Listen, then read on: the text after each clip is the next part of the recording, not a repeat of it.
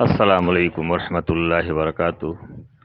ابھی 19 فروری 2022 کی عبد الرحیم مالیگاؤں کے نام سے ایک کلپ چل رہی ہے، جنہوں نے مولانا سلمان بجنوری صاحب سے بات کیا۔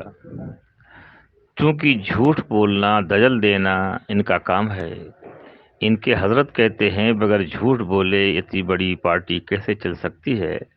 لہذا علماء کے سامنے ہو یا کسی کے سامنے ہو یہ جھوٹ بولیں گے۔ جب ان کے امیر سامنے کہا جھوٹ بولنا جائز ہے، اگر عبد الرحیم جھوٹ نہیں بولے گا تو جہنم میں جائے گا، اس لیے کہ جو امیر کی بات نہیں مانے گا جہنم میں جائے گا۔ امیر صاحب کہتے ہیں کہ اتنی بڑی پارٹی بغیر جھوٹ بولے اور بغیر تعویل کے کیسے چل سکتی ہے؟ اس لیے مولانا سلمان بجنوری صاحب سے کہا عبدالحکیم ٹانڈوی اور یوسف وافی دیوبند کے فتوے کے نام پر لوگوں کو، علماء کو پریشان کرتے ہیں۔ میں عبد الرحیم سے پوچھتا ہوں، میں دیوبند کے فتوے کے نام سے کس عالم کو پریشان کر رہا ہوں؟ ہاں، دیوبند کے فتوے کی غلط ترجمانی جب ہو رہی ہے اور کچھ لوگ غلط ترجمانی کر کے امت کو گمراہی میں ڈال رہے ہیں، تو مجبوراً ہم لوگوں کو فون کرنا پڑ رہا ہے اور ان سے پوچھنا پڑ رہا ہے کہ بھائی دیوبند کے فتوے نے کیا دیا ہے اور دیوبند کے فتوے میں کیا لکھا ہے، اور آپ لوگ کیا کہہ رہے ہو، دیوبند کے فتوے کی غلط ترجمانی کیوں کرتے ہو؟ تو وہ لوگ بھاگ جاتے ہیں کہ عبد الرحیم کہتا ہے کہ ان کو پریشان کرتے ہیں۔ وہ امت میں گمراہی کی بات چلا رہے ہیں اور گمراہی کی بات کر رہے ہیں، اور دیوبند کے فتوے میں لکھا ہے کہ مولوی سعد کاندھلوی گمراہی کے راستے پہ چل رہے ہیں۔ تو اس کو کہتے ہیں کہ دیوبند نے فتویٰ نہیں دیا ہے، رجوع ہو گیا ہے، فلاح ہو گیا ہے۔ اس قسم کی غلط باتیں مولانا سعد اینڈ کمپنی کے لوگ امت کو کر رہے ہیں۔ تو ہم لوگ وہی باتیں کہتے ہیں کہ بھائی دیوبند نے جو فتوے میں کہا صحیح وہ بات کو کہو، تو یہ کہہ کے نہیں۔ اب اگر صحیح بات کہا جاتا ہے تو کہتے ہیں علماء کو فون کر کے تنگ کیا جا رہا ہے۔ اس قسم کی غلط باتیں یہ کر رہے ہیں۔ اور پھر مولانا سلمان بجنوری صاحب نے کہا جو جس طریقے سے کر رہا ہے اس طریقے سے کرنے دو، یعنی انہوں نے اس بات کیا کہ جو جس طریقے سے کر رہا ہے اس طریقے سے کرنے دو۔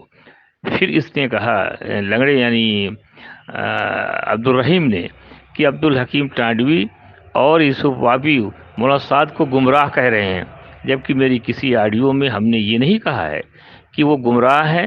میں تو ہمیشہ یہی کہا ہے گمراہی کے راستے پہ چل رہے ہیں، تو کہ دجل دینا اور جھوٹ بولنا ان کا کام ہے۔ جب عبد الرحیم لنگڑے نے کہا مولانا بجنوری صاحب سے، سلمان بجنوری صاحب سے، کہ یہ مولانا سعد کو گمراہ کر رہے ہیں، تو مولانا خاموش رہے اور کچھ نہیں کہا، اور کہا کہ بعد میں ہم اس کا موقع ملے گا تو بات کریں گے۔ تو اس سے اندازہ لگائیے ان لوگوں کو دیوبند کے فتوے سے کتنی گھبراہٹ ہے۔ دیوبند کے فتوے کو توڑ کر یہ امت کے اندر گمراہی پھیلا رہے ہیں۔ ہم لوگوں کا کام یہ ہے کہ دیوبند نے جو صحیح فتویٰ دیا اس کو بیان کرو، تو اس کو بیان کرنے میں ان کو پریشانی ہے، لہذا ان کے دجل سے ہوشیار رہو اور دیوبند کا ساتھ دو، فقط والسلام۔ جی السلام علیکم۔ وعلیکم السلام ورحمۃ اللہ وبرکاتہ۔ ہاں، سلمان بجنوری صاحب بول رہے ہیں؟ جی حضرت خیریت ہیں؟ کون صاحب بول رہے ہیں؟ میں عبد الرحیم مالیگاؤں سے بول رہا ہوں حضرت۔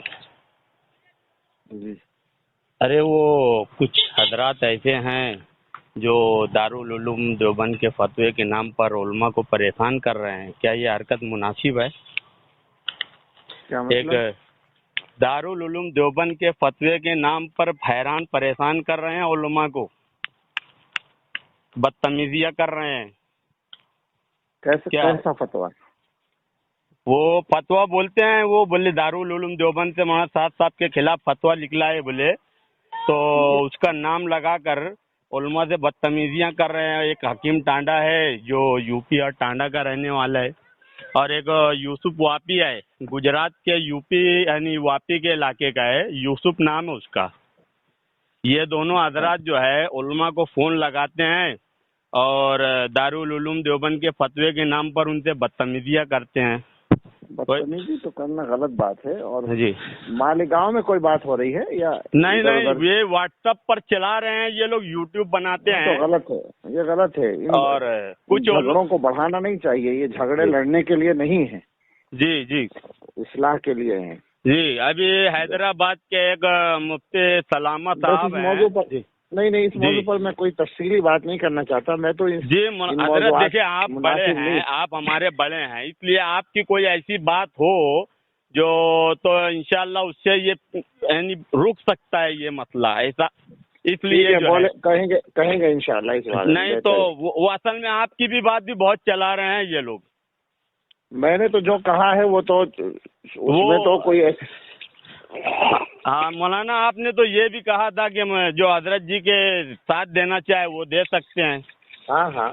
तो हमने जब उनको ये कहा कि भाई जो बड़े लोग हैं वो तो यानी मिलजुल कर काम कर रहे हैं, तो ये जो है आप लोग क्यों इस तरीके से फितना पैदा कर रहे हो जी। लेकिन इनके बात समझ में आ नहीं रही है और ये बस उम्मत को लड़ाना चाहते हैं। ये गलत बात है। हाँ वो जो काम जी, जो आदमी काम कर रहा है जिस तरह कर रहा है करने दें। जी ये ऐसा एक अलग चीज है। अगर देखो उलमा को फोन लगा रहे हैं, अगर उलमा दलाइल से अगर कोई जवाब दे रहे हैं तो मानना चाहिए कि नहीं?